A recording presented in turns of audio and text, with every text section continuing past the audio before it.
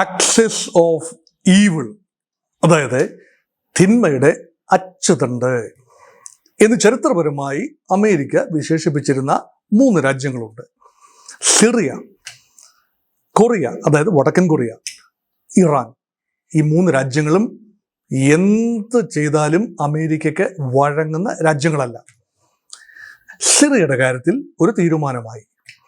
Syria അമേരിക്കയുടെ ഒത്താശയോടുകൂടി Turkish president എർദോഗാന്റെ ഒരു അനുഗ്രഹാശിസുകളോടെ ഇസ്രയേലിന്റെ ഒരു ഒരു ഒരു ഒരു വളരെ വിദഗ്ധമായ നീക്കത്തിലൂടെ എർദോഗാനെ താഴെയിട്ട് പുതിയൊരു ഭരണകൂടം അധികാരത്തിലെത്തി.